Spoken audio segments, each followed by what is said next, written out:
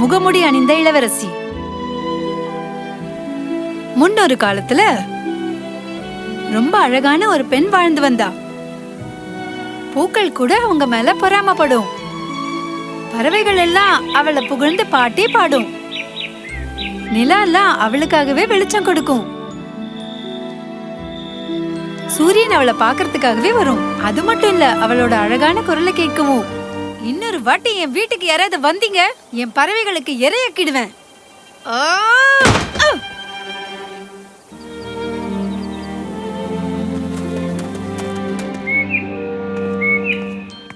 என்ன மன்னிச்சிடுங்க, நான் உங்ககிட்ட சும்மா தான் சொன்னேன். ஆமா, நிறைய விழாக்கள்ல நம்ம கேர்லினோட அழகான குரலை கேட்கலாம். அதுக்காக அவ கோவத்துல கத்துனது இல்லாம அவ கணக்குல எடுத்துப்பீங்க? பாருங்க, கேர்லின் உண்மையாவே அழகா தான் இருக்கா. அவளை பாக்கிறதுக்காகவே நிறைய பேர் வெளியில காத்துக்கிட்டு இருக்காங்க.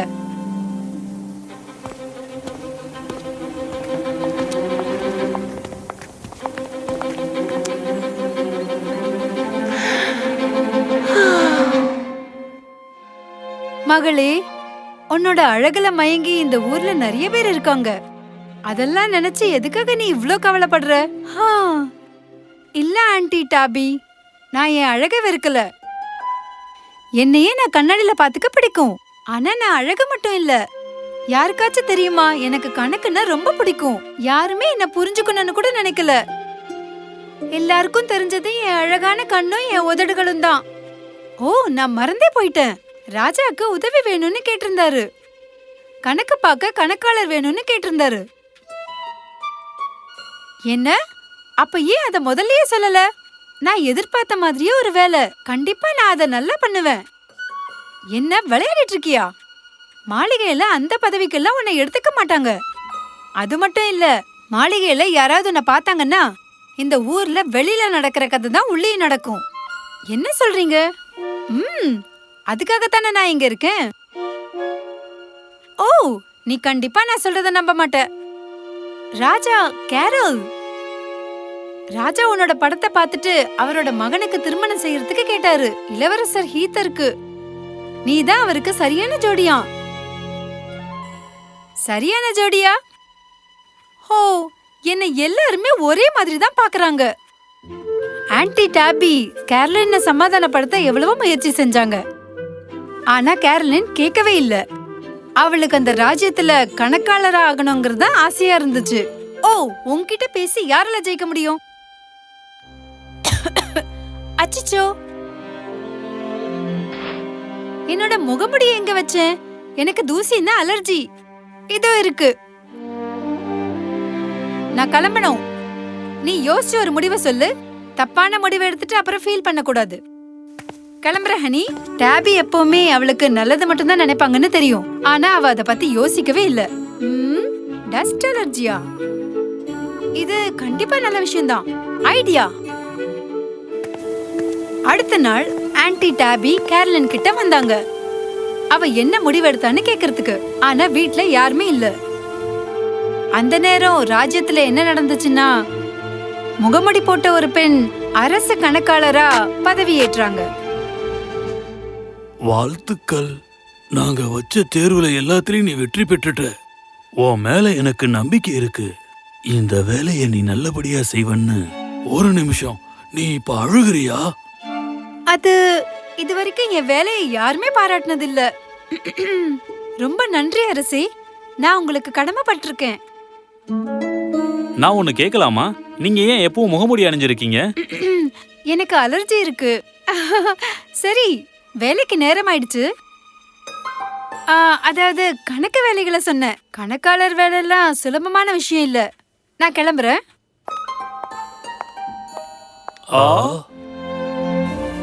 சில வாரங்களுக்கு அப்புறம் கேர்லின் ரொம்ப சந்தோஷமான வாழ்க்கைய வாழ்ந்தா. அவளோட வேலை முயற்சிகள் எல்லாமே பாராட்டி அரண்மனையிலே தங்க சொன்னாங்க. அவ ஓய்வு எடுக்கிறதுக்காக பெரிய அறையே கொடுத்தாங்க. கேர்லின் நாள் முழுக்க நல்லாவே வேலை பார்த்தா. இரவு நேரத்துல அரசாங்கம் கொடுத்த அறையிலேயே தூங்கினா. இளவரசர் முகமுடிய பத்தி சந்தேகப்பட்டுக்கிட்டே இருந்தாரு. இது ஒரு அரசரோட மாளிகை. இந்த மாளிகையை சுத்தப்படுத்துறதுக்கு நிறைய பேர் இருக்காங்க. தினமும் சுத்தப்படுத்திக்கிட்டு தான் இருக்காங்க. இங்க தூசியே இருக்காது. அப்புறம் எதுக்கு முகமுடி? இந்த காத்துல கூட தூசி இருக்காதுன்னு நினைக்கிறீங்களா இளவரசி? நீங்க வேணா ஆராய்ச்சியாளரை கூட்டிட்டு வந்து ஆராய்ச்சி பண்ணி பாருங்களேன். காத்துன்னு இருந்தா தூசி இருக்கத்தானே செய்யும். இப்ப நான் உங்களுக்கு சொன்னது புரிஞ்சுதா? ம், ஹீத்தரும் கேர்லினும் அடிக்கடி சந்திச்சாங்க. அவங்க 2 பேருக்கும் எந்த ஒரு நட்பும் ஏற்படல. இந்த ரிப்போர்ட்ல ஏதோ பிரச்சனை இருக்கு. இதுல எழுதியிருக்க ஒண்ணு கூட எனக்கு புரியவே இல்ல. ஏன்னா அது நான் கொடுத்த ரிப்போர்ட்டே இல்ல. ஏன்னா அது நான் எழுதி பார்த்த பேப்பர். இதுதான் என்னோட ரிப்போர்ட். நீங்க ரொம்ப அறிவாளி தான் இல்ல? ஆ,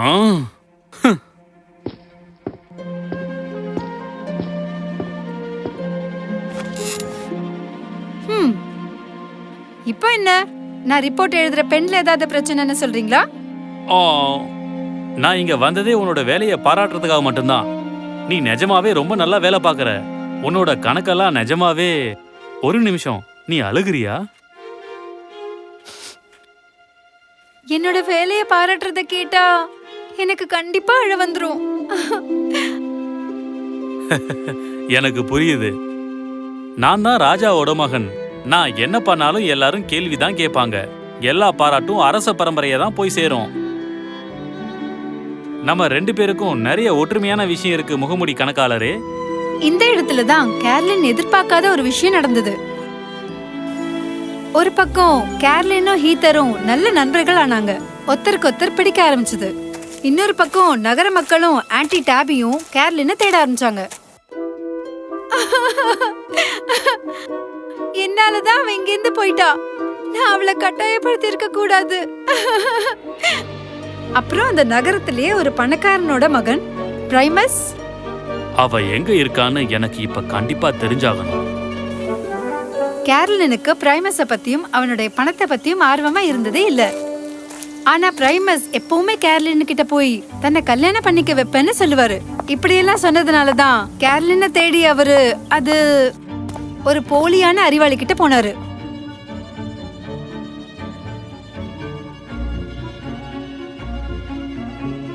இது வேலை செய்யுமா? ஆ, மேகத்துக்குள்ள தண்ணி இருக்குமா என்ன? ஆ? எனக்கு தெரியாது. ஓ, உனக்கு தெரியாதா? சரி, பதில் என்னன்னா ஆமா. அவர் சொன்ன போலி கதைகள் எல்லாமே நம்பி இவர் பண்ண வேலைகள் எல்லாமே அவருக்கு எதிராக தான் போய் முடிஞ்சது. இப்ப நீ என்ன திருமணம் செஞ்சுக்க ஒத்துக்குவ?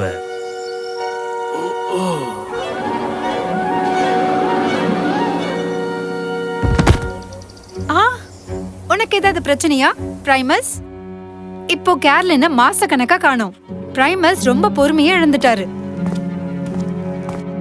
எத்தனை நாட்கள் நான் காத்துக்கிட்டு இருக்கிறது? மறுபடியும் நான் எதுலயும் போய் மாட்ட விரும்பல. ஓ, அப்படியா? இந்த மந்திரங்கள்லாம் அப்படிதான். நான் இன்னும் கொஞ்சம் விஷயத்த நீ ஆச்சரியப்படுற மாதிரி இதுல சேர்க்கலான்னு இருக்கேன். போன முறை நடந்த மாதிரி இந்த முறை நடக்காது. ஏன் தப்புதான். நான் அவளை பார்த்துட்டேன். அவ அந்த மாளிகையில தான் இருக்கா. ஆ, அவ இருக்க அறைக்குள்ள ரொம்ப போர் அடிக்கிற புக்ஸ், பென்ஸ், கால்குலேட்டர் தான் இருக்கு. அடேங்கப்பா, அவளை மாளிகையில யாரோ கடத்திக்கிட்டு போயிருக்காங்க. என்ன இருக்காது? அந்த முகமுடி போட்ட கணக்காளரே அவங்க தான். அவங்களுக்கு கணக்கு தெரியுங்கிற விஷயம் இத்தனை நாளா எனக்கு தெரியாம இருந்திருக்கு. ம்? போதும், இந்த முறை அவ கண்டிப்பா என்கிட்ட இருந்து தப்பிக்கவே முடியாது. சரி, இந்த முறையாவது மருந்து அவ மேல தெளி, உன் மேலேயே தெளிச்சிக்காத. நான் சொன்னல, அந்த மருந்து இதுதான். இத கொஞ்சமா அவ தலையில தெளிச்சு விடு. நீ சொல்றத எல்லாம் கேப்பா.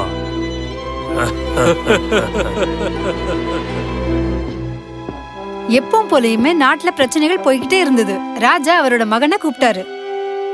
ஈதர், உனக்கு கல்யாணம் பண்றதுக்காக ஒரு நல்ல பொண்ணை தேர்ந்தெடுத்து வச்சிருக்கேன். நீங்க சொல்ல வர்றது அந்த நகரத்துல இருக்க அழகான அந்த பொண்ணை பத்தி தானே? அப்பா, எனக்கு தெரியாத ஒருத்தரை என்னால கல்யாணம் பண்ணிக்க முடியாது. ஆ,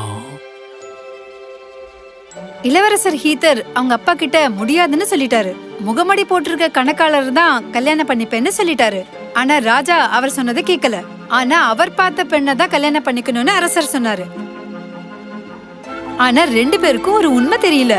ஆனா 2 பேரும் சொல்லிட்டு இருக்கிறது ஒரே பொண்ணத்தான், கேரலின். அந்த பொண்ணோட படத்தை கொஞ்சம் நீ பாரு. அவங்க அப்பா சொல்லிட்டாருன்னு அந்த படத்தை அவர் பார்த்தாரு. அதுக்கப்புறம் தான் ராயல் செஃப் உள்ள வந்தாரு. தவறுதலா தான் கொண்டு வந்த கேக்க அந்த படத்து மேல போட்டாரு. அதுக்கப்புறம் தான் இளவரசர் ஹீத்தர் அத நிஜமாவே பார்த்தாரு.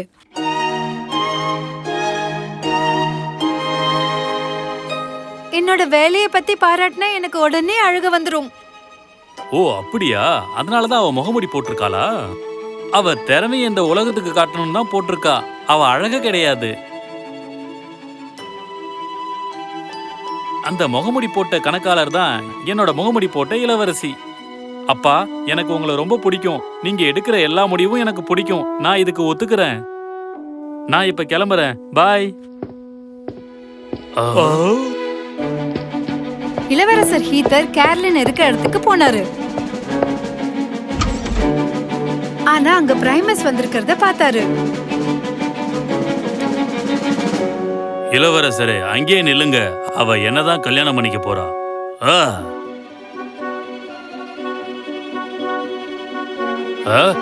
ஏன் வேலை செய்யல இது?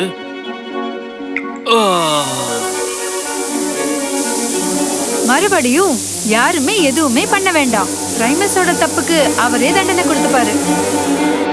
அந்த மருந்து அவர் கண்ணுக்குள்ள போயிடுச்சு. அதுக்கப்புறம் அவருக்கே அவரை பிடிச்சிருச்சு. ஓ, நான் ரொம்ப அழகானவன், வலிமையானவன்.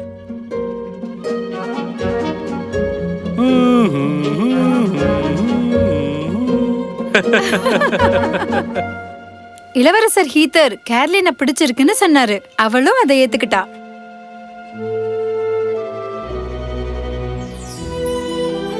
கேர்லின் ஹீத்தர் கல்யாணம் பெரிய விழா மாதிரி நடந்துச்சு. கேர்லின் மறுபடியும் அந்த முகமுடியே போடல. என்ன அவ நினைச்ச மாதிரியே அவ திறமையே வெளியில காட்டிட்டா. ஆனா இளவரசர் ஹீத்தருக்கு அவ எப்பவுமே முகமுடி அணிந்த இளவரசி தான். இதுக்கப்புறம் அவங்க ரொம்பவே சந்தோஷமா வாழ்ந்தாங்க.